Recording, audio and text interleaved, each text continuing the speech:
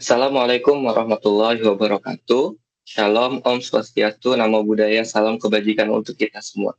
Pada kesempatan kali ini, kami dari kelompok 6 ingin mempresentasikan hasil kerja kami, yaitu evaluasi pengendalian internal dan rancangan sistem informasi akuntansi. Proyek ini berada di mata kuliah Sistem Informasi Akuntansi dengan dosen pengampu Ibu Dr. Yulisar Surjadi SE AK MM CA Cerda. Nah, sebelum masuk ke materinya, izinkan kami memperkenalkan diri terlebih dahulu.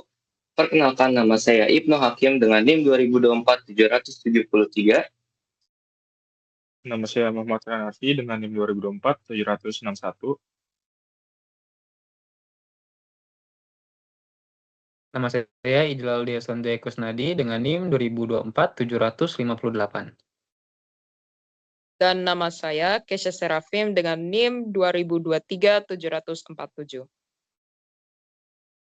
Nah, sebelum lanjut ke materinya, kita akan bahas dulu konten apa aja sih yang ada di dalam PPT kami. Nah, konten pertama itu dari bab landasan teori. Nah, di sini tuh kita ngejelasin apa itu konsep dasar dari sistem, yang kedua ada konsep data dan informasi, yang ketiga ada proses bisnis, yang keempat ada sistem informasi akuntansi, yang kelima ada pengendalian internal, yang keenam ada sistem pemrosesan transaksi, yang ketujuh ada siklus pemrosesan data, yang ke-8 ada konsep kontrol dokumen dan pemisahan tugas, yang ke-9 ada dokumentasi sistem, yang ke-10 ada revenue cycle, yang ke-11 ada ancaman dan kontrol dalam revenue cycle, dan yang terakhir ada peran teknologi informasi dalam modernisasi revenue cycle. Nah, selain konten landasan teori, kita juga membahas konten pembahasan, jadi analisis dari kelompok kami.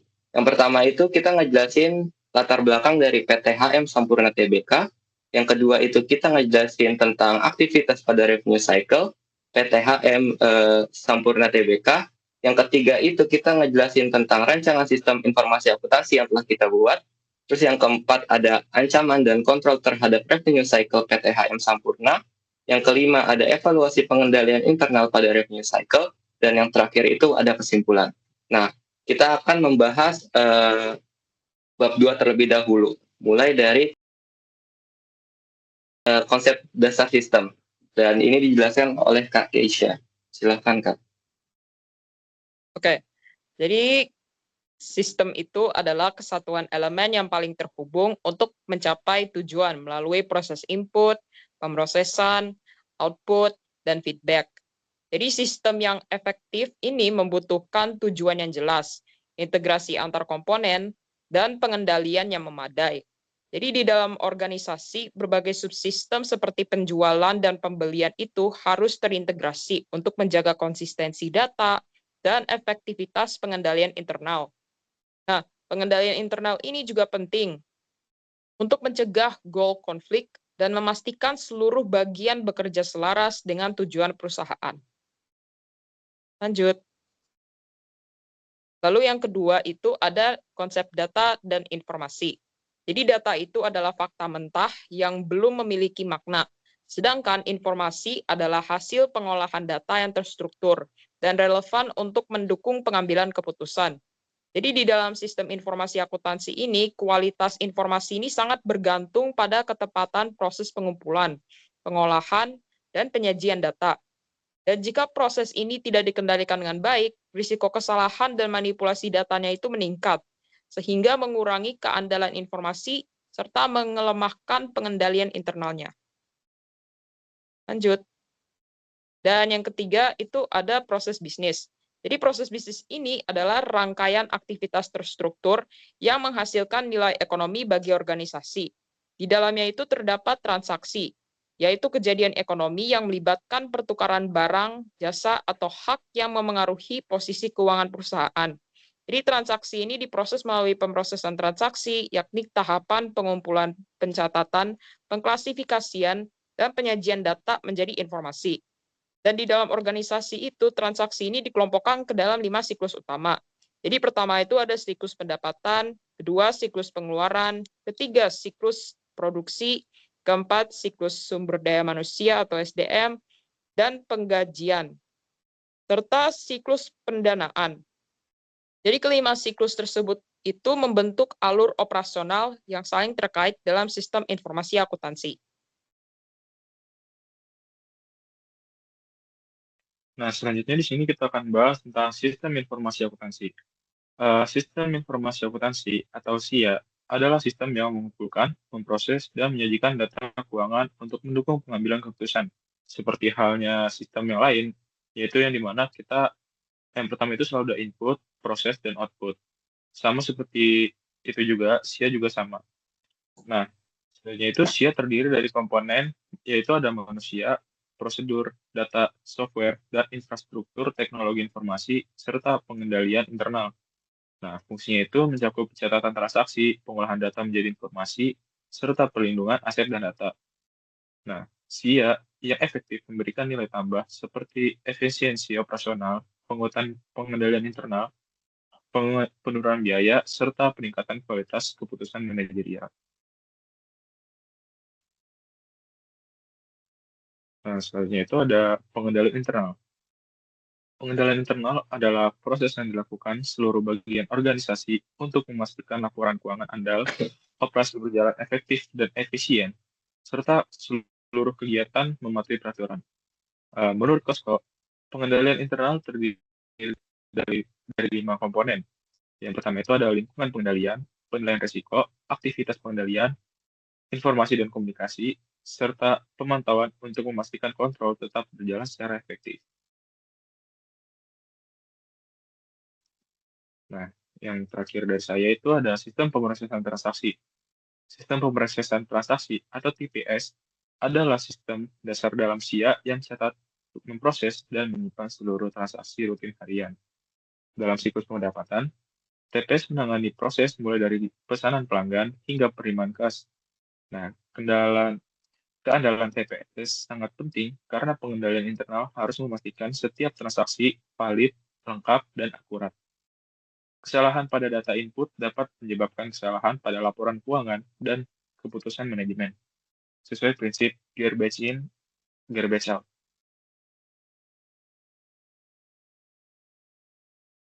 Selanjutnya ada siklus pemrosesan data.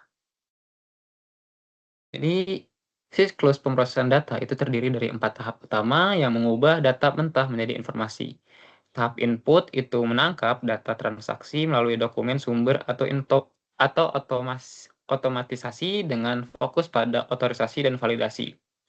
Yang kedua itu tahap penyimpanan penyimpanan data atau data storage. Jadi data yang diinput itu kemudian diorganisasi ke dalam sistem dalam revenue cycle ini melibatkan pemeliharaan buku besar pembantu subsidiary ledger, piutang usaha atau AR yang dirangkum dalam akun kontrol di buku besar. Konsep audit trial sangat penting di sini, itu memungkinkan pelacakan setiap transaksi dan general ledger kembali ke dokumen sumber aslinya. Kontrol penyimpanan harus memastikan integritas dan keamanan akses ke master file yang kritis, seperti master file pelanggan dan inventaris. Lalu ada pemrosesan data atau data processing. Jadi tahap ini tuh melibatkan konversi data mentah menjadi informasi dalam perancangan sistem modern, penting untuk membedakannya antara batch processing dan online real-time processing. Nah, untuk revenue cycle, pemrosesan real-time itu jauh lebih unggul karena memungkinkan pembaruan master file secara instan. Nah, ini adalah kontrol preventif yang kuat karena memungkinkan pengecekan stok dan validasi kontrol secara real-time, mencegah overselling atau penjualan ke pelanggan yang sudah melebihi batas kredit. Yang keempat itu keluaran informasi atau information output. Nah, jadi data yang diproses itu akan disajikan sebagai dokumen seperti invoice untuk pelanggan, laporan seperti laporan aging, account receivable, atau query. Nah, kontrol ini di tahap ini tuh berfokus pada kepatuhan format dan memastikan informasi didistribusikan hanya kepada pihak yang berhak. Mendukung pengendalian akses dan pemisahan tugas. Next. Lalu ada konsep kontrol dokumen dan pemisahan tugas. Jadi, konsep kontrol dokumen itu menekankan pentingnya dokumen sumber bernomor urut dan audit trail untuk memastikan semua transaksi tercatat lengkap serta dapat dilacak dengan mudah. Pemisahan tugas menjadi kontrol dasar yang memisahkan fungsi penyimpanan aset, otorisasi, dan pencatatan, sehingga mencegah penyalahgunaan. Di dalam sistem informasi, pemisahan ini diwujudkan dengan melalui kontrol akses dan otorisasi berbasis peran agar satu pengguna itu tidak memiliki kewenangan ganda dalam proses penjualan maupun penerimaan kas. Next. Lalu ada dokumentasi sistem. Jadi dokumentasi sistem itu adalah representasi formal yang menjelaskan bagaimana proses bisnis berjalan, bagaimana informasi bergerak, serta bagaimana data dan sistem berinteraksi dalam organisasi. Dokumentasi ini menjadi panduan bagi seluruh pemangku kepentingan termasuk desainer sistem, auditor, analisis resiko, manajer operasional, dan pengguna akhir untuk memahami alur kerja, peran, serta tanggung jawab masing-masing secara jelas. Dengan adanya dokumentasi, organisasi dapat memastikan konsistensi pelaksanaan prosedur, meminimalisir kesalahan, interpretasi, dan menjaga agar setiap proses bisnis dapat dipantau, diversifikasi, dan dioptimalkan secara efektif. Selain itu, dokumentasi sistem berperan penting dalam menjaga pengetahuan institusional dan keberlangsungan operasional organisasi. Dokumentasi mencatat struktur sistem, prosedur, dan alur informasi pada suatu waktu tertentu sehingga memungkinkan staf baru atau departemen lain itu memahami sistem dengan cepat tanpa mengganggu kinerja. Dokumentasi juga menjadi alat strategis untuk evaluasi, troubleshooting, perbaikan, dan pengembangan sistem di masa depan. Dengan demikian, dokumentasi sistem tidak hanya mendukung efisiensi dan efektivitas operasional, tapi juga menjadi bagian integral dari tata kelola perusahaan yang baik dan praktik manajemen risiko yang profesional. Nah, selanjutnya ini ada fungsi dokumentasi sistem. Jadi fungsinya itu adalah memahami prosedur secara nyata, sebagai alat penilaian auditor, identifikasi dan pemantauan risiko, mendukung kepatuhan dan standar operasional, serta sebagai komponen pengendalian internal audit yang efektif. Teknik utama yang digunakan itu mencakup data flow diagram atau DFD untuk melihat aliran data, terus ada flowchart untuk menggambarkan proses dan kontrol, serta bisnis proses diagram atau BPD untuk menunjukkan aktivitas bisnis antar departemen. Nah, ketiganya ini memberikan gambaran menyeluruh yang memungkinkan evaluasi dan peningkatan sistem secara efektif. Next. Jadi DFI di dalam SIA ini tuh dibuat secara bertingkat, mulai dari konteks diagram, menunjukkan suatu proses besar, kemudian level 0 yang memecah proses tersebut menjadi beberapa sub-proses utama, dan level yang lebih rendah seperti level 1, 2, dan juga seterusnya, yang menjelaskan proses secara lebih rinci. Nah, jadi DFD ini tuh memberikan gambaran abstrak mengenai sistem dan sangat bermanfaat untuk memahami struktur data dan hubungan antar proses. Diagram ini membantu analisis sistem, mengevaluasi adanya duplikasi data, dan mengetahui apakah data itu memiliki sumber yang jelas, prosedur pengendalian internal. Jadi karena itu, DFD itu menjadi kunci dalam desain database, pengembangan modul aplikasi, serta integrasi sistem dalam lingkungan akuntansi terkomputerisasi. DFD ini menggunakan 4 simbol utama yang ditunjukkan pada gambar seperti yang ada di depan untuk mempresentasikan 4 elemen dasar seperti sumber dan tujuan data, aliran data, proses transformasi, dan penyimpanan data. Next. Selanjutnya di sini ada simbol-simbol flowchart.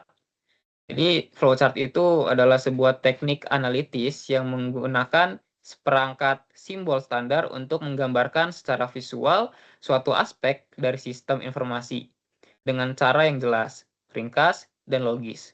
Flowchart itu mencatat bagaimana proses bisnis yang dijalankan dan bagaimana dokumen mengalir di dalam organisasi.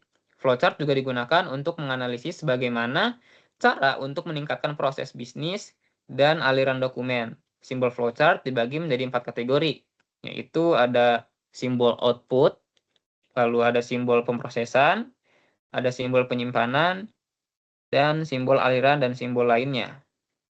Selanjutnya ada simbol dari Business Process Diagram atau BPD. Jadi Business Process Diagram atau BPD itu menggambarkan urutan aktivitas bisnis secara operasional dan menampilkan bagaimana peran atau departemen itu bekerja sama dalam menjalankan suatu proses. Nah, dalam BPD ini aktivitas dikelompokkan dalam kolom horizontal atau vertikal yang disebut swimline.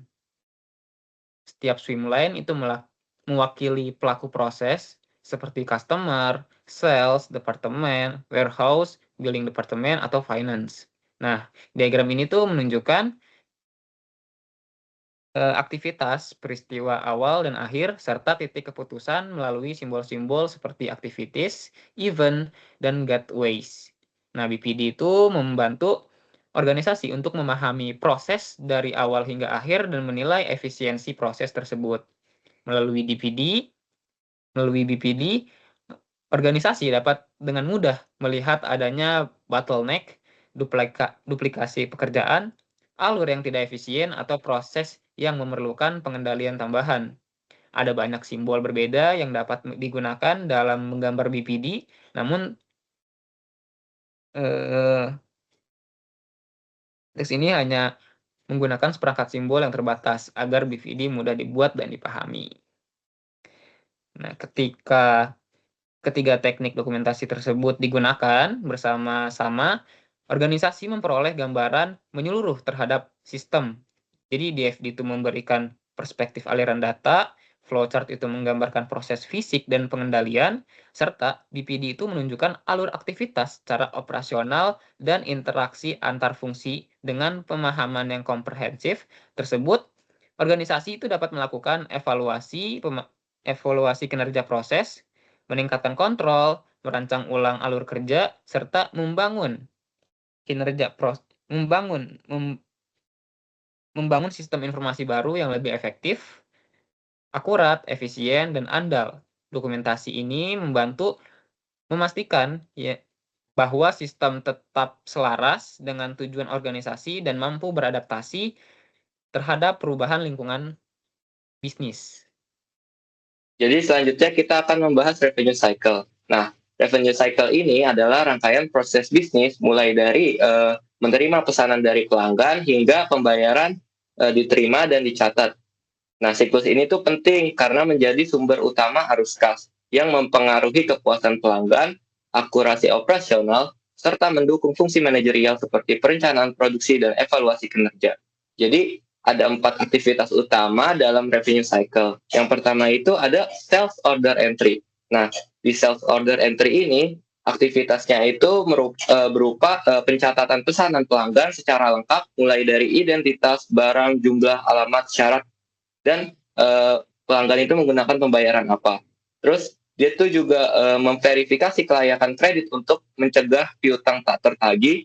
Terus ada melakukan pengecekan persediaan secara real time agar pengiriman itu tidak bermasalah.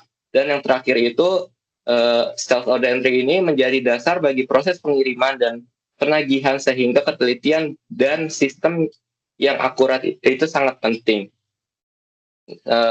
Aktivitas selanjutnya itu ada shipping. Nah, di shipping ini kita tuh melakukan proses pengambilan, pengepakan, dan pengiriman barang sesuai dengan sales order. Nah, di shipping ini ada 2 dokumen utama, yaitu ada packing slip sama bill of lading. Nah, banyak perusahaan itu mengakui pendapatan pada tahap ini, sehingga ketepatan pengiriman itu sangat menentukan kesalahan seperti telat, salah kirim, atau rusak dapat mengganggu arus pendapatan dan kepuasan dari pelanggan. Nah, selanjutnya itu ada tahap billing atau aktivitas billing. Nah, di billing ini perusahaan itu menerbitkan invoice berdasarkan barang yang telah dikirim dan pencatatan piutang pelanggan. Akurasi invoice ini sangat penting untuk kelancaran pembayaran. Dan yang terakhir ada aktivitas cash collection. Nah, di aktivitas cash collection ini, penerimaan dan pencatatan pembayaran dari pelanggan disertai pengendalian yang ketat agar arus kas itu aman dan sesuai dengan catatan piutang. Nah, selanjutnya kita akan membahas tentang ancaman dan kontrol dalam revenue cycle. Nah, revenue cycle adalah proses mulai dari penerimaan pesanan hingga penerimaan kas yang menjadi sumber utama arus kas perusahaan. Nah, setiap tahap dari revenue cycle itu mulai dari pencatatan pesanan, pengiriman, penagihan, dan penerimaan pembayaran itu memerlukan pengendalian internal yang baik untuk mencegah kesalahan dan kecurangan. Nah, risiko seperti kesalahan input, pengiriman yang tidak tepat, invoice keliru, dan pencurian kas dapat diatasi melalui verifikasi data, pemeriksaan kredit, pemisahan tugas, pembatasan akses, serta rekonsiliasi dengan kontrol yang memadai. Informasi penjualan itu menjadi lebih andal dan arus kas perusahaan itu tetap terjaga. Nah, di sini ada contoh-contoh dari treat and control dari buku, yaitu ini tuh tabel 14.1. Mungkin saya nggak ngejelasin semuanya, di beberapa bagian aja. Nah, yang pertama itu aktivitasnya ada general issue chart out entire revenue cycle. Jadi ini tuh membahas risiko umum yang dapat terjadi di seluruh siklus pendapatan. Nah, ancamannya itu yang pertama ada data master tidak akurat atau tidak valid. Yang kedua itu ada pengungkapan yang tidak sah atas informasi sensitif. Yang ketiga ada kehilangan atau kerusakan data. Yang keempat itu ada kinerja sistem yang buruk. Nah, untuk threat-nya itu, untuk kontrolnya itu, untuk threat pertama yaitu inaccurate or invalid master data itu, yang pertama dapat dilakukan dengan kontrol integritas pemrosesan data agar data itu tetap akurat. Terus dapat dilakukan juga dengan membatasi dan memonitor akses ke master data. Yang ketiga itu bisa mencatat setiap perubahan pada data master, yaitu kayak audit trail gitu. Terus untuk yang treat nomor 2 itu bisa dilakukan dengan mengelola akses kontrol terhadap informasi sensitif tersebut. Yang kedua itu melakukan enkripsi atau tokenization. Nah, selanjutnya tuh kita akan lanjut ke aktivitas self-order entry. Nah, di aktivitas self-order entry ini ancamannya itu atau treatnya itu yang pertama ada pesanan itu tidak lengkap atau tidak akurat. Yang kedua ada pesanan itu tidak valid atau fiktif. Yang ketiga itu ada piutang tak tertagih. Yang keempat itu ada kekurangan atau kelebihan persediaan. Dan yang terakhir itu ada kehilangan pelanggan karena pelayanannya itu buruk. Nah, untuk ancaman pertama, kontrol yang dipakai itu ada pemeriksaan otomatis input data pesanan atau edit checks. Terus yang kedua itu ada pembatasan akses ke data master atau master data. Terus untuk threat nomor 2 yaitu pesanan tidak valid atau fiktif. Pesanan tidak valid atau fiktif itu dapat kontrolnya itu dapat dilakukan dengan cara otorisasi pesanan melalui tanda tangan digital atau tertulis. Nah, untuk yang lainnya itu nggak saya jelasin semua ya, karena itu terlalu panjang. Kita lanjut aja ke activity selanjutnya. Nah, di activity shipping ini ada 3 threat, yaitu ada salah ambil barang atau salah jumlah. Terus yang kedua itu ada pencurian persediaan barang dagang kita. Terus yang ketiga itu ada kesalahan pengiriman, bisa jadi karena terlambat, salah alamat, duplikasi, dan tidak terkirim atau pesanan itu tidak terkirim. Nah, untuk kontrol-kontrolnya bisa dibaca di tabel ini. Semuanya udah dijelasin lengkap dan kita juga bisa baca lewat buku. Terus yang selanjutnya itu di aktivitas billing. Di aktivitas billing ini ancaman umumnya itu ada kegagalan melakukan penagihan, yang kedua itu ada kesalahan tagihan, yang keempat itu ada kesalahan pencatatan piutang, dan yang keempat itu ada kredit memo yang tidak akurat atau disalahgunakan. Dan yang terakhir ada activity cash collection. Nah, trade-nya ini kalau di activity cash collection ini dikit cuma 2, cuma ini tuh sangat amat krusial ya, karena ini tuh berhubungan dengan aset yang dimiliki oleh perusahaan yang berupa cash untuk menunjang keberlanjutan perusahaan. Nah, yang pertama itu ancamannya itu ada pencurian kas, dan yang kedua itu ada masalah pada arus kas. Mungkin sebenarnya ancaman dari dua ancaman ini sebenarnya saling terkait ya. Ketika ada pencurian kas, maka terjadi masalah arus kas. Nah, dan yang terakhir dari bab 2 yaitu ada peran teknologi informasi dalam modernisasi revenue cycle. Jadi, teknologi informasi ini memodernisasi revenue cycle dengan mengintegrasikan proses penjualan, pengiriman, persediaan, dan akuntansi melalui ERP, Enterprise Resource Planning. Jadi, dia tuh mempercepat pertukaran pesanan melalui EDI, terus serta meningkatkan akurasi persediaan dengan barcode dan RFID. Sistem pembayaran elektronik itu mempercepat penerimaan kas dan mengurangi risiko kecurangan. Serta CRM atau Customer Relationship Management itu mendukung pemahaman pelanggan dan peningkatan layanan. Selain itu, kecerdasan buatan atau AI, Artificial Intelligence, dan analitik data itu membantu memprediksi permintaan dan menilai risiko kredit, sehingga keseluruhan proses menjadi lebih cepat, efisien, aman, dan adaptif terhadap perubahan pasar. Nah, selanjutnya kita akan membahas bab 3, yaitu pembahasan dari analisis kami terhadap PT HM Sampurna Tbk. Sebelum materi yang pertama itu kita akan membahas tentang latar belakang PT HM Sampurna Tbk. Ya,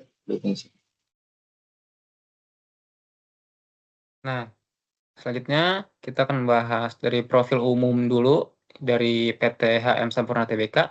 Jadi PT HM Sampurna Tbk ini merupakan salah satu perusahaan tembakau terbesar dan paling berpengaruh di Indonesia. Perusahaan ini tuh berdiri sejak 1913 dengan produk ikonik Jisamsunya yang menjadi fondasi pertumbuhan bisnisnya. Pada tahun 2005, Sampurna resmi bergabung dengan Philip Morris International atau PMI yang membawa peningkatan signifikan dalam standar operasional, kepatuhan, serta pengendalian internal sesuai praktik terbaik internasional. Hingga kini Sampurna itu dikenal memiliki skala produksi yang sangat besar, portofolio produknya yang beragam, dan jaringan distribusi nasional yang luas menjadikan salah satu pemimpin utama dalam industri tembakau di Indonesia. Selanjutnya ada jejak operasional dan kapasitas produksi. Jadi PT HM Sampurna Tbk ini tuh mengelola 9 fasilitas produksi, yaitu ada 2 pabrik SKM, jadi pabrik untuk rokok, sigaret, kretek mesin, lalu ada 6 pabrik untuk sigaret, kretek tangan, dan 1 fasilitas produk bebas asap atau vape atau pouch. Nah, dan PT HM Sampurna Tbk ini tuh bekerja sama dengan lebih dari 40 mitra produksi sigaret, MPS atau TPO di berbagai daerah.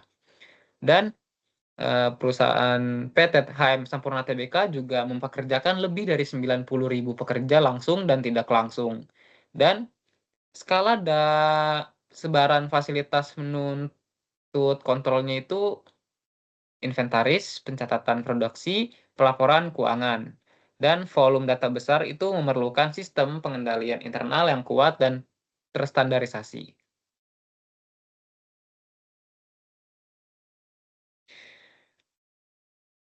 Selanjutnya ada portofolio produk dan kategori bisnis. Nah, di sini ada 2 jenis, yaitu ada rokok konvensional dan juga produk bebas asap atau modernnya. Untuk rokok konvensionalnya itu perusahaan Sampurna memproduksi SKM atau sigaret kretek mesin, SKT, sigaret kretek tangan, dan juga SPM atau sigaret putih mesin. Nah, merek-merek utama mereka tuh ada Sampurna A, Jisamsu, Sampurna Kretek, dan Marlboro Filter Black. Nah, merek-merek ini tuh menjadi merek dengan penjualan terbanyak di Indonesia. Lalu ada produk bebas asap atau modern atau pouch, itu ada IQOS, Terea, Bones, Viv, dan Zin. Nah, distribusi ini tuh lebih terbatas dibanding rokok konvensional dan membutuhkan kontrol pendapatan yang lebih detail. Nah, jadi keragaman produk ini tuh meningkatkan kompleksitas pencatatan pendapatan dan resiko operasional. Mereka juga membutuhkan sistem yang mampu mengakomodasi perbedaan karakteristik tiap kategori produk.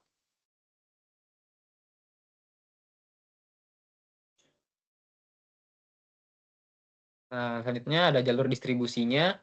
Jadi jalur distribusi PTHM Sampurna Tbk ini memastikan produk itu bergerak dari pabrik ke konsumen dengan tepat dan tercatat akurat melalui jaringan lebih dari 100 kantor penjualan, distributor, dan mitra logistik di seluruh Indonesia. Distribusinya mencakup general trade seperti warung, kios, dan wholesaler yang memiliki volume terbesar, serta modern trade seperti minimarket dan retail nasional dengan sistem transaksi yang lebih terstruktur. Pengendalian internal diperlukan untuk memastikan ketepatan pesanan, pengiriman, dan pencatatan pendapatan. Untuk meningkatkan efektivitas, perusahaan menggunakan digitalisasi melalui program SRC dan sistem logistik berbasis pelacakan sehingga seluruh proses distribusi menjadi lebih efisien, transparan, dan dapat dipertanggungjawabkan.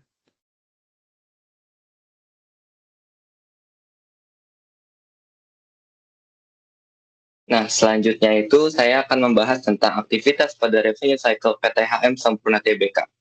Nah, revenue cycle PTHM Sampurna Tbk ini terdiri dari serangkaian aktivitas yang memastikan semua proses bisnisnya itu berjalan efektif, mulai dari penerimaan pesanan hingga penerimaan kas.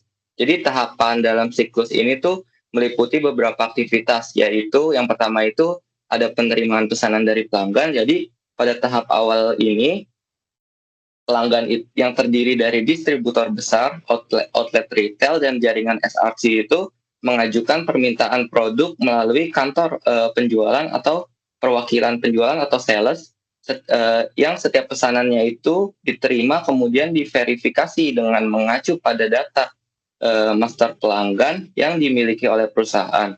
Nah, verifikasi ini tuh bertujuan untuk memastikan keabsahan identitas pelanggan.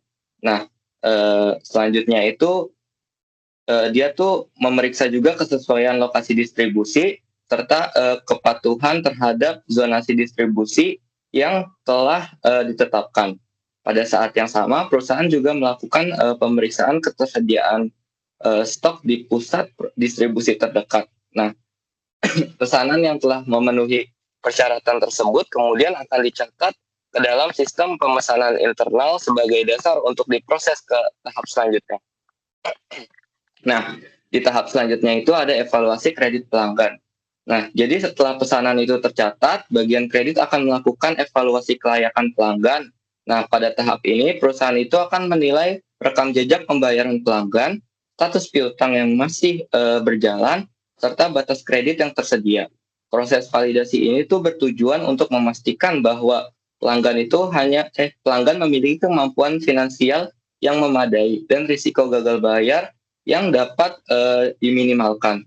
Hanya pesanan yang dinyatakan layak secara finansial yang dapat diproses lebih lanjut sehingga stabilitas arus kas perusahaan itu tetap terjaga.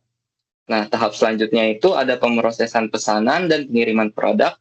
Jadi di sini tuh pesanan yang yang kreditnya setelah disetujui akan diproses oleh bagian logistik. Jadi gudang itu menyiapkan barang sesuai dengan ketentuan yang ada dalam pesanan atau sales order, terus melakukan pemeriksaan fisik dan melakukan pemeriksaan fisik itu untuk memastikan kesesuaian jumlah dan kondisi barang, terus menyusun dokumen pengiriman yang diperlukan, terus setelah itu produknya tuh didistribusikan melalui jaringan kantor penjualan dan pusat distribusi yang tersebar di berbagai wilayah. Jadi setelah di packing dan di quality control dan di packing, nanti tuh barang tuh dikirim ke pelanggan. Jadi setelah barang diterima oleh pelanggan, nanti pelanggan tuh memberikan tanda terima sebagai bukti bahwa proses pengiriman itu telah selesai dengan benar. Nah, tahap ini tuh memastikan produk dapat diterima pelanggan secara tepat waktu, akurat, dan sesuai dengan spesifikasi yang diminta. Selanjutnya yang keempat itu ada penagihan atau billing. Nah, setelah pengiriman dikonfirmasi, perusahaan itu memasuki tahap penagihan. Jadi perusahaan itu harus menerbitkan tagihan atau invoice yang tercantum yang mencantumkan jumlah produk yang dikirimnya. Terus selain jumlah produk yang dikirim juga harga jual serta komponen biaya lain termasuk unsur cukai atau bea cukai. Nah, tagihan ini tuh kemudian dicatat di dalam sistem akuntansi sebagai pendapatan. Jadi apabila pembayaran itu belum diterima, transaksi tersebut dicatat sebagai piutang usaha. Integrasi antara sistem penjualan, sistem pengiriman, dan sistem akuntansi itu memastikan bahwa seluruh data transaksi tercatat secara konsisten dan akurat sehingga laporan keuangannya itu dapat mencerminkan kondisi perusahaan secara nyata. Nah, tahap selanjutnya itu ada pengelolaan piutang usaha. Jadi pengelolaan piutang usaha ini bagian keuangan itu secara berkala memantau jatuh tempo piutang, mengevaluasi keterlambatan pembayaran, dan melakukan analisis terhadap risiko piutang tak tertagih. Nah, informasi umur piutang itu disajikan dalam laporan internal dan digunakan sebagai dasar untuk menilai efektivitas proses penagihan. Nah, dengan pengawasan ini, perusahaan itu dapat menjaga kualitas piutang dan meminimalkan risiko kerugian akibat ketidakmampuan pelanggan dalam melunasi kewajibannya. Dan yang terakhir ada penerimaan pembayaran dan rekonsiliasi kas. Jadi tahap penerimaan pembayaran dan rekonsiliasi kas ini tuh menerima pembayaran dari pelanggan melalui transfer bank atau pembayaran langsung kepada petugas penagihan. Jadi setiap pembayaran itu dicocokkan dengan tagihan terkait dan dicatat dalam sistem sebagai pengurang saldo piutang. Nah, bagian keuangan itu harus melakukan rekonsiliasi secara berkala untuk memastikan keseimbangan antara catatan kas dan saldo piutang. Nah, tahapan ini tuh sangat penting untuk menjaga akurasi laporan keuangan dan kelancaran arus kas operasional. Selanjutnya kita akan membahas tentang rancangan sistem informasi akuntansi. Nah, di bagian ini menyajikan rancangan sistem informasi akuntansi berupa bisnis proses diagram atau BPD, flowchart, konteks diagram, dan DFD level 0 dan disusun berdasarkan analisis siklus pendapatan PT HM Sampurna Tpk. Nah, rancangan ini bertujuan memberikan gambaran terstruktur mengenai aliran data serta hubungan antar proses sehingga memudahkan evaluasi atas efektivitas sistem dan pengendalian internal. Next. Nah, yang pertama itu kita akan masuk ke bisnis proses diagram. Boleh tolong digedein, di zoom dikit. Pada entitas yang pertama itu entitasnya itu ada customer, terus sales office. Selanjutnya itu ada order processing system. Yang keempat itu ada credit department. Yang kelima itu ada logistik or warehouse.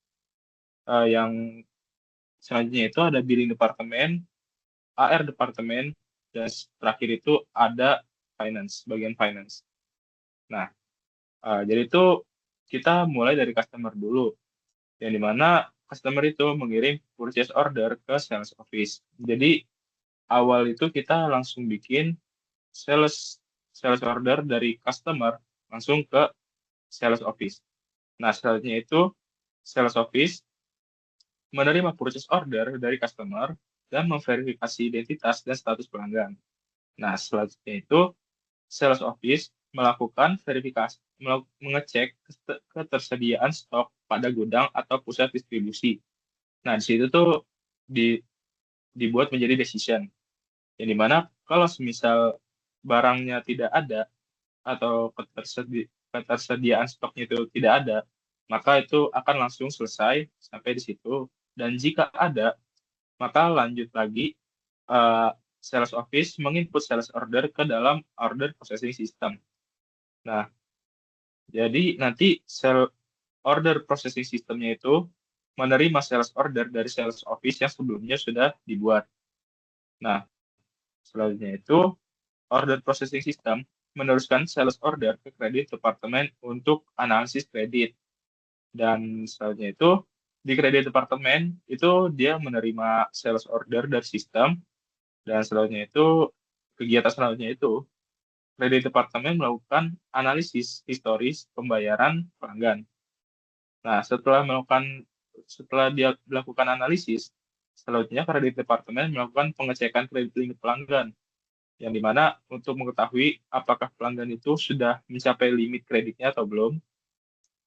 Dan selanjutnya itu kredit departemen akan melakukan penilaian kelayakan kredit, yang dimana itu untuk menilai apakah pelanggan ini itu sering telat bayar atau lancar pembayarannya. Nah, selanjutnya itu kredit departemen itu memutuskan untuk mengambil keputusan mengajukan approve atau di reject. Nah, jika di sini di approve, maka itu akan decision ini dua-duanya akan dikirim lagi ke order processing system. Nah, jika order disetujui, OPS akan meneruskan order ke logistik warehouse. Nah, jika di reject, maka itu tuh akan disampaikan lagi ke sales office, dan sales office akan menginformasikan penolakannya kepada customer. Nah, jika di sales office itu ternyata di-approve, sales office akan meneruskan ordernya juga ke bagian logistik. Nah, jadi di bagian logistik nanti, itu tuh dia akan menerima sales order yang telah disetujui kredit dan sales order yang diterima dari sales office. Nah, selanjutnya itu bagian logistik akan melakukan picking barang sesuai order, yang dimana itu mensortir barang sesuai order yang telah diterima dari pelanggan. Nah, selanjutnya itu bagian logistik akan melakukan quality check barang, apakah barang tersebut layak untuk dikirim atau tidak. Dan selanjutnya itu setelah melakukan pengecekan, bagian logistik itu akan melakukan packing dan menyiapkan barang. Jadi untuk dikirim ke customer, sebelum dikirim itu bagian logistik akan membuat dokumen pengiriman seperti surat jalan dan atau delivery order. Nah, selanjutnya itu setelah selesai membuat dokumen pengiriman, bagian logistik akan langsung mengirim kepada customer melalui armada distribusi. Nah, setelah customer menerima barang dari bagian logistik melalui armada distribusi, selanjutnya itu customer akan menandatangani POD atau proof of delivery dari yang telah dikirim oleh bagian logistik. Nah, selanjutnya itu customer akan mengirim lagi POD-nya ke bagian logistik dan diterima oleh bagian logistik. Setelah diterima, POD-nya ini akan dikirim ke OPS lagi, yaitu untuk nanti setelah dikirim, OPS akan menerima delivery confirmation-nya dari logistik. Nah, setelah itu OPS akan meneruskan delivery confirmation-nya ke billing departemen. Nah, bagian departemen itu akan menerima delivery confirmation dari OPS tadi barusan. Setelah itu, bagian billing departemen akan menerbitkan invoice berdasarkan barang yang dikirim. Nah, setelah membuat invoice dan menerbitkan invoice, Kemudian, bagian billing itu akan mencatat transaksi penjualan ke sistem akuntansi.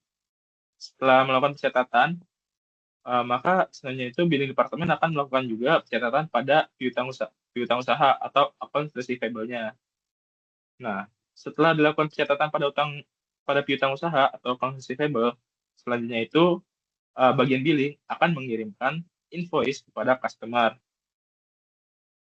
Nah, setelah customer menerima invoice dari billing departemen, selanjutnya dia akan melakukan pembayaran kepada bagian finance atau kasir. Nah, setelah bagian kasir itu menerima pembayaran dari customer, maka selanjutnya itu bagian finance akan melakukan payment matching terhadap invoice-nya yang sebelumnya itu sudah dikeluarkan dari billing departemen. Nah, setelah melakukan payment matching, selanjutnya itu dia akan mengupdate saldo piutang customer.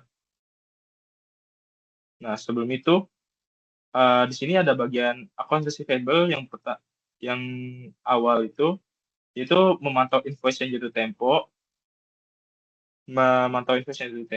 selanjutnya itu menyusun aging report piutang, dan selanjutnya itu mengirim reminder pembayaran kepada customer. Nah, itu tuh, jadi customer akan menerima 2 dari bagian billing departemen serta account receivable. Nah, setelah menerima 2 itu, yang pertama invoice dan reminder pembayaran, customer akan melakukan pembayaran ke bagian finance, yaitu seperti yang tadi dijelaskan, bagian finance akan menerima pembayaran dari customer, dan selanjutnya itu melakukan payment matching terhadap invoice-nya, dan selanjutnya itu akan mengupdate saldo piutang customer, atau itu akan dikurangi sebesar pembayaran yang customer lakukan. Nah, selanjutnya itu bagian finance akan mencatat penerimaan kas di sistem akuntansi. Jadi kas akan bertambah di sisi debit dan piutang itu akan berkurang di sisi kredit. Nah, selanjutnya itu setelah mencatat penerimaan kas, bagian finance akan melakukan rekonsiliasi kas pada bagian kas tersebut. Nah, setelah selesai melakukan rekonsiliasi, maka akan ada penutupan transaksi accounts receivable terkait invoice tersebut. Jadi, transaksi terhadap pemesanan yang dilakukan oleh customer itu telah selesai dan ditutup.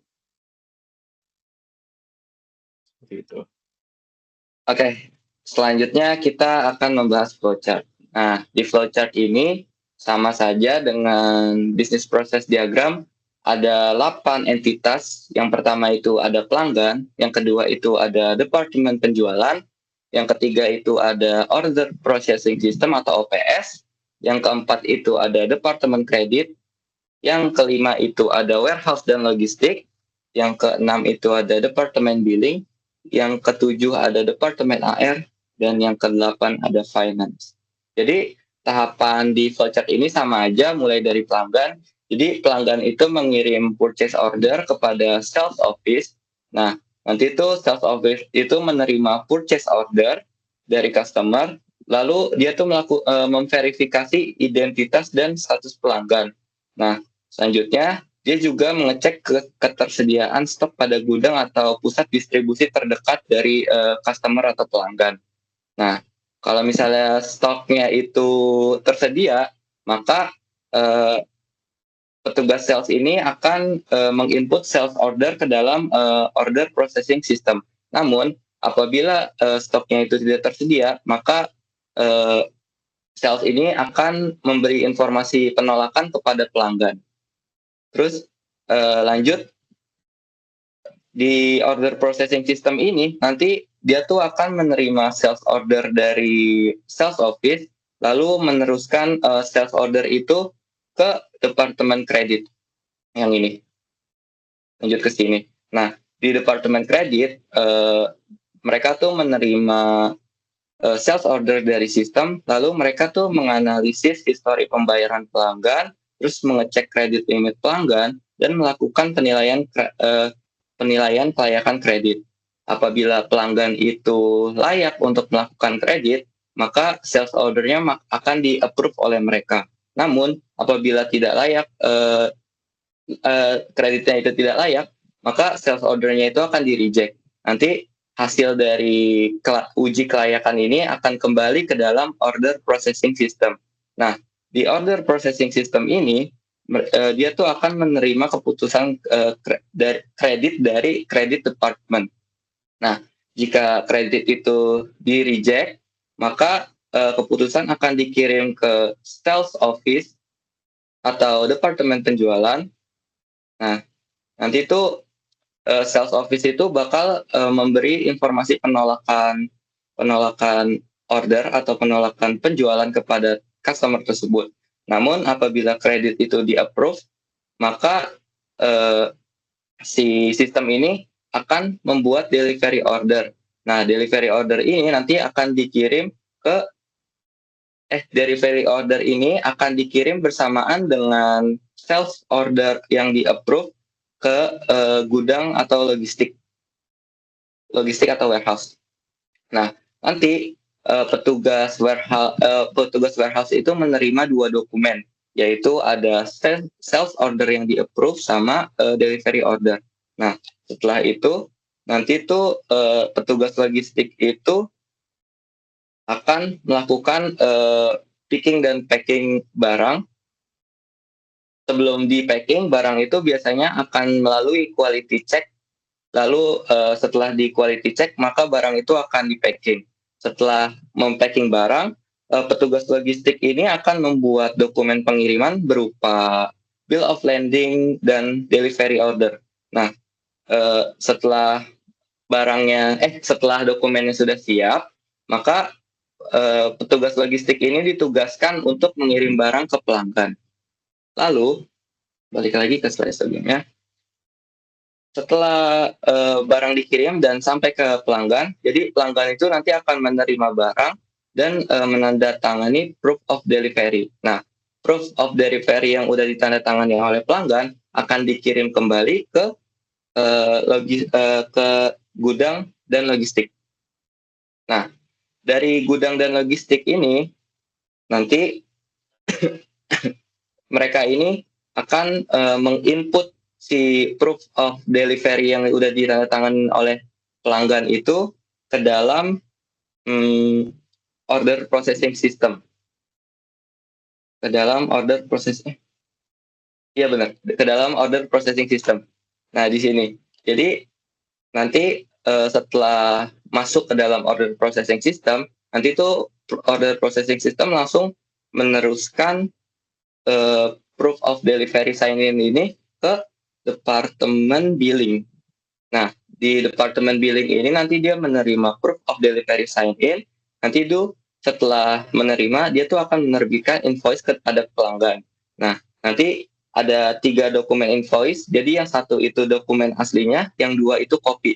Nah, dokumen aslinya itu sebenarnya akan disimpan oleh petugas departemen billing untuk menjadikan bukti. Nah, kopinya itu invoice yang aslinya itu akan dikirim ke pelanggan, dan kopinya itu, yang kopi pertama itu akan dikirim ke departemen AR. Nah, untuk yang dikirim ke pelanggan, nanti itu akan bersamaan nih, yang dikirim ke pelanggan itu invoice aja, tapi nanti ada di proses selanjutnya dia tuh kayak dapat reminder juga untuk membayar tagihannya atau melakukan pelunasan dari departemen AR. Nah, sekarang kita bahas yang mengirim salinan invoice ke departemen AR dulu ya. Nah, di sini tuh nanti departemen AR tuh menerima 2 copy invoice. Jadi ada copy invoice 1 sama copy invoice 2. Nah, nanti tuh departemen AR itu mencatat piutang usaha, lalu tidak lupa dia tuh memasukkannya ke dalam ledger AR. Terus setelah itu dia akan memperbarui saldo piutang customer dan mengupdate-nya ke dalam sistem atau database. Lalu si departemen AR ini akan menyusun aging report dan memantau jatuh tempo. Nah, setelah memantau jatuh tempo, dia tuh akan mengirim reminder pembayaran ke pelanggan.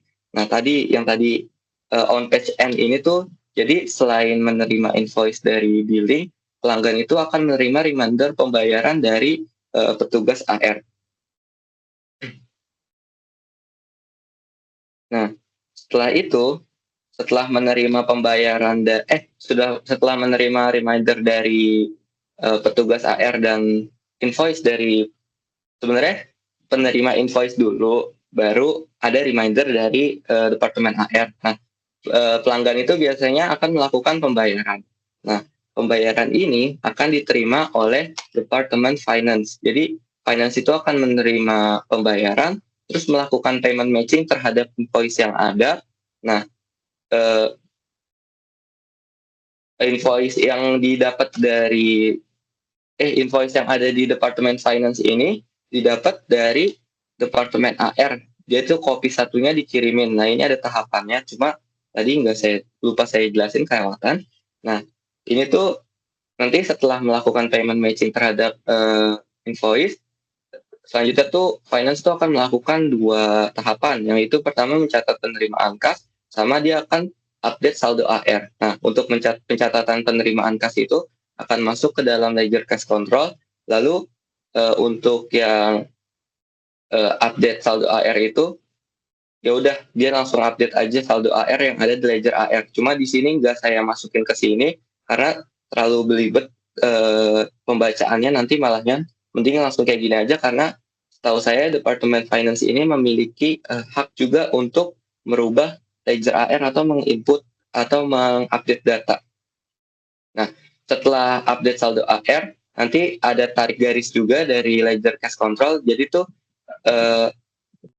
catatan yang ada di ledger cash control sama saldo AR yang ada tuh akan direkonsiliasi penerimaan kasnya.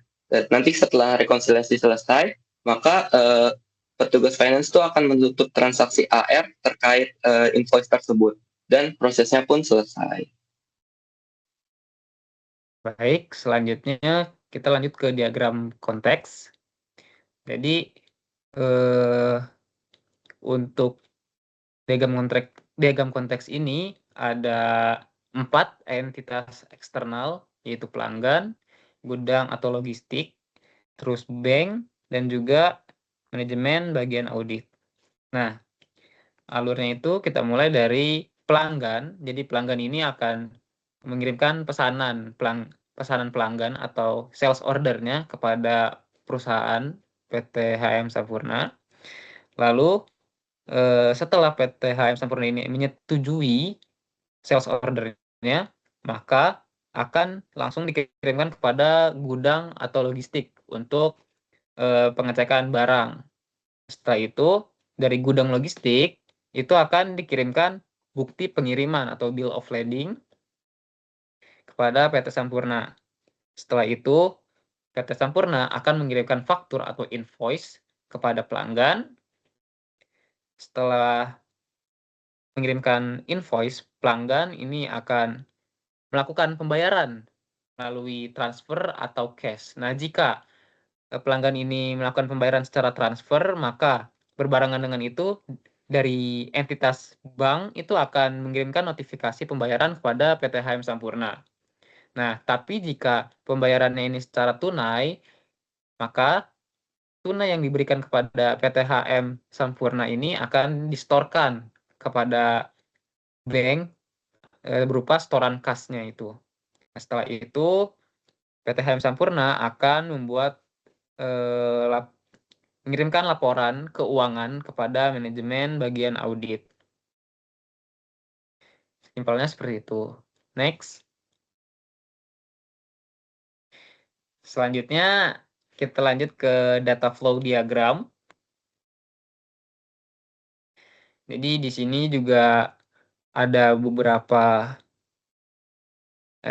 entitas eksternal. Di sini ada 4, yaitu ada pelanggan sama, ada gudang logistik juga, ada manajemen, dan juga bank. Bisa di zoom sedikit?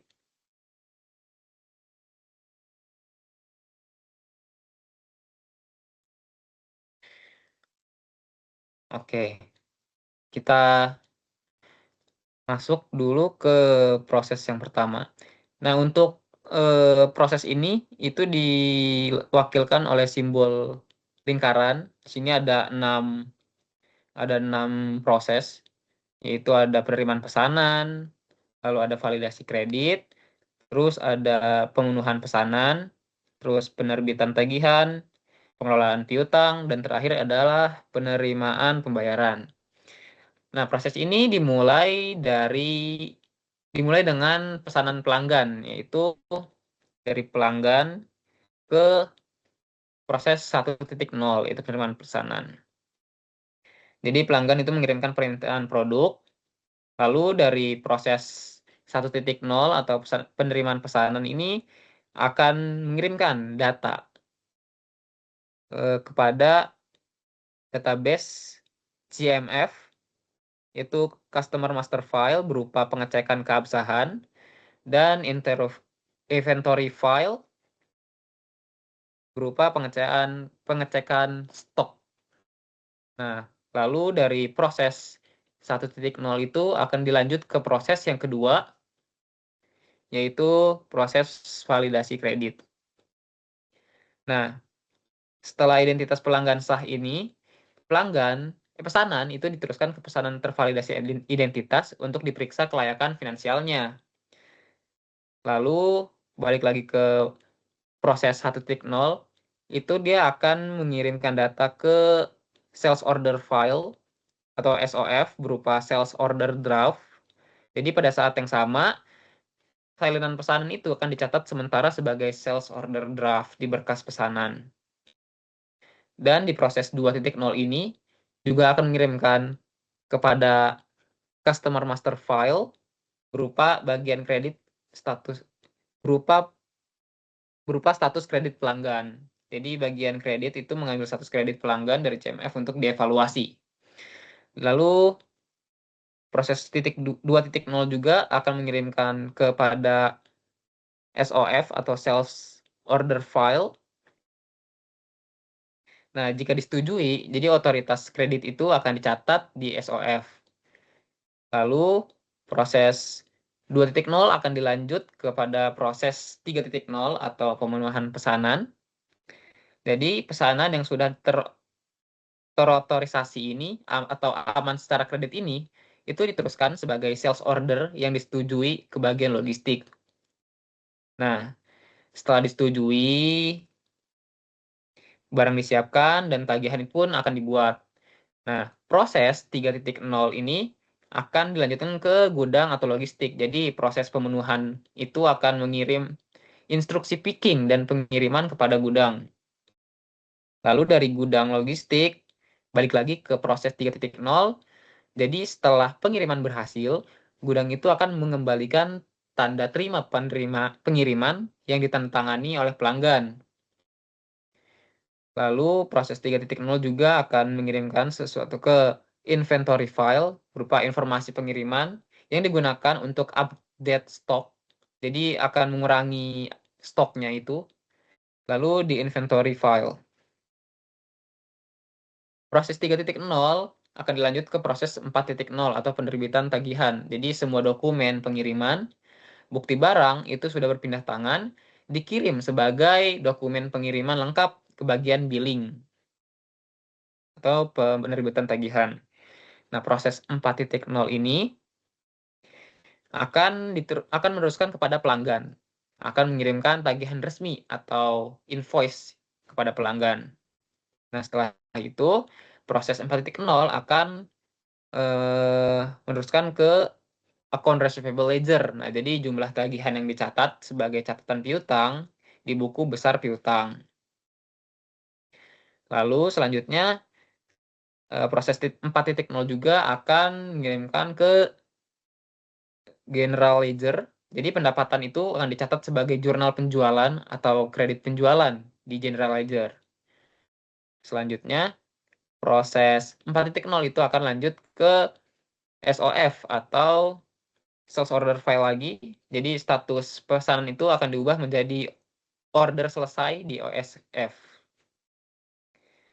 Nah, akhirnya perusahaan itu memantau pembayaran dan mencatat kas masuk. Lanjut ke proses 5.0 atau pengelolaan piutang kepada account receivable ledger. Jadi bagian piutang itu akan mengambil data piutang jatuh tempo dari AR ledger untuk dianalisis.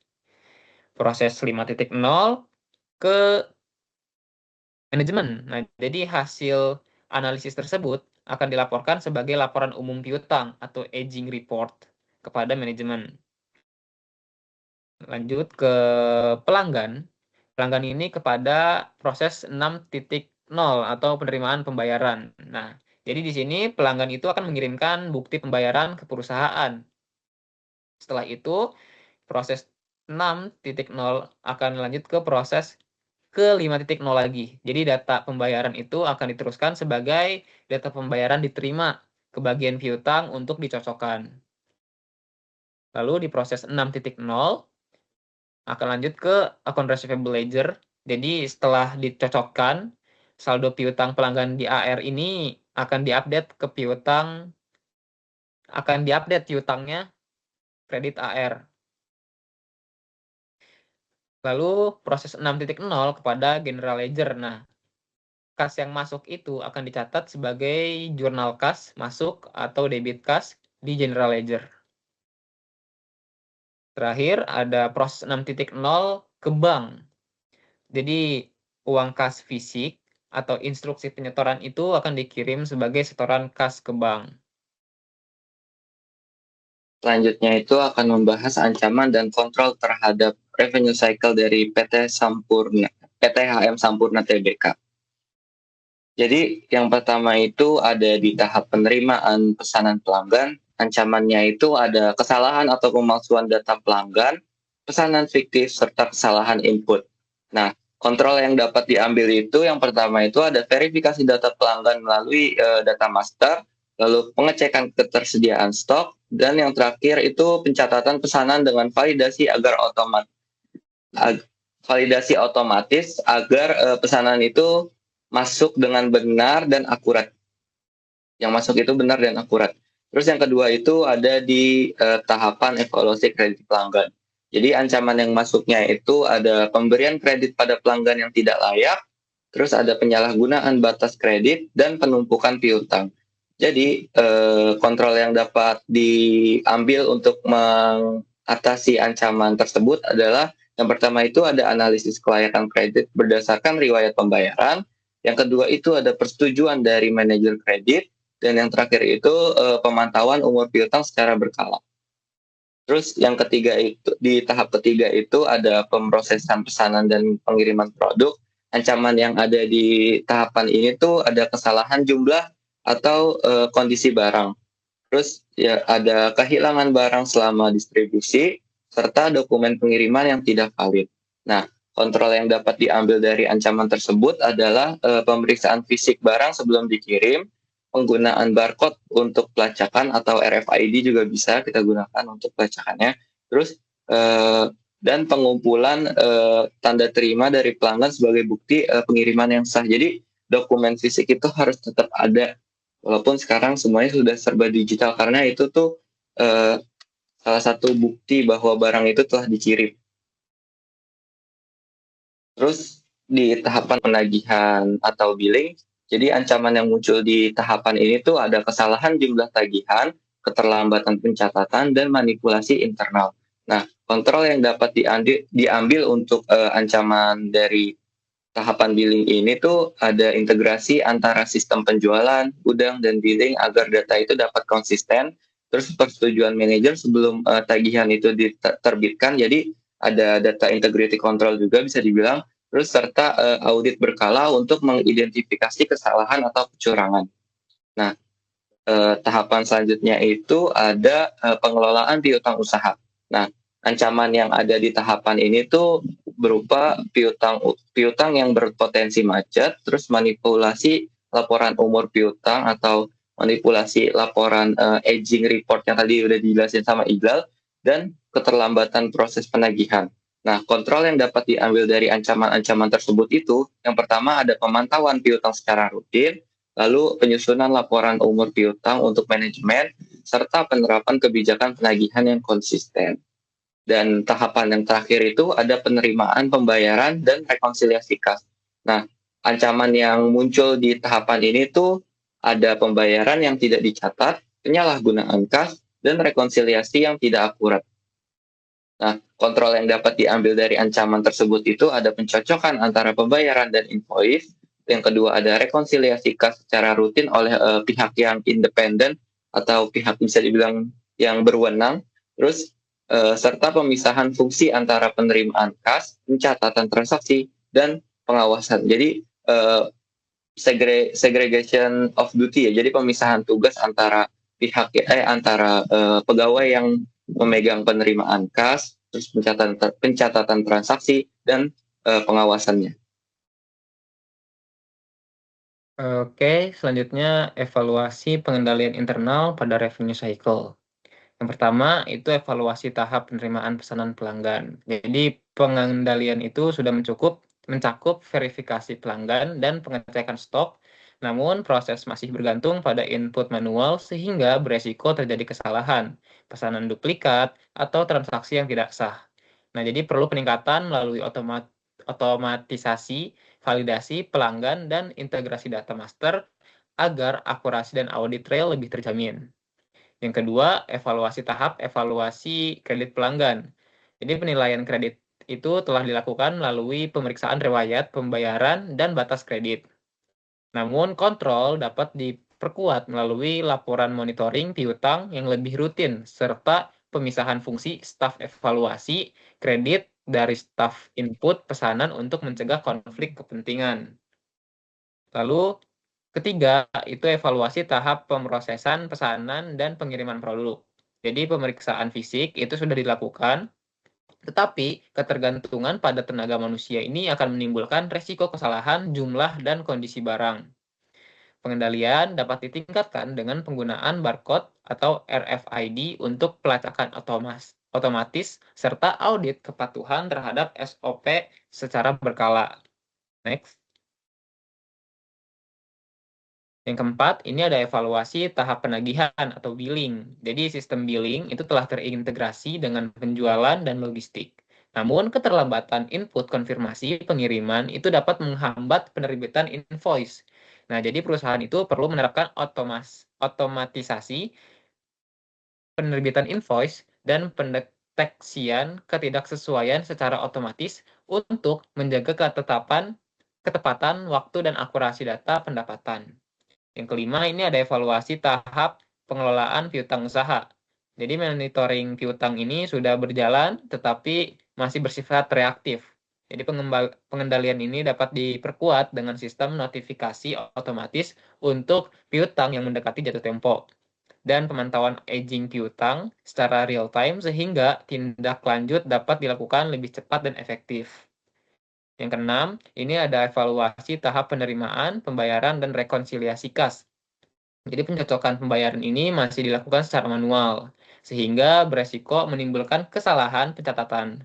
Perusahaan perlu mengimplementasikan rekonsiliasi otomatis dan dashboard monitoring kas untuk memastikan ketidaksesuaian dapat terdeteksi lebih cepat. Next. Jadi kesimpulannya itu adalah berdasarkan hasil analisis dapat disimpulkan bahwa PTHM Sampurna Tbk ini memiliki siklus pendapatan yang berjalan dengan terstruktur dan terintegrasi, yaitu meliputi penerimaan pesanan, evaluasi kredit, pemrosesan, dan pengiriman produk. Ada penagihan, pengelolaan piutang, serta penerimaan kas. Jadi setiap tahap itu telah dilengkapi pengendalian internal melalui verifikasi otorisasi, rekonsiliasi, dan pemanfaatan sistem informasi sehingga mendukung ketelitian pencatatan keamanan aset dan kelancaran arus kas perusahaan. Skala operasional sempurna ini sangat luas. Jadi dan perusahaan ini menciptakan kompleksitas dalam pengelolaan siklus pendapatan. Namun perusahaan ini mampu mengatasinya melalui penggunaan sistem informasi modern seperti barcoding, serta digitalisasi jaringan retail seperti program SRC. Meskipun demikian, Masih ditemukan beberapa area yang memerlukan perbaikan, terutama pada proses yang masih bergantung pada input manual dan integrasi data yang belum sepenuhnya otomatis. Jadi secara keseluruhan, siklus pendapatan PT HM Sempurna Tbk ini berada dalam kondisi baik dan terkendali. Namun peningkatan otomatisasi dan integrasi sistem secara lebih menyeluruh diperlukan agar perusahaannya ini dapat mempertahankan efisiensi operasional, meningkatkan kualitas pengendalian internal, serta mampu merespon dinamika industri secara lebih optimal.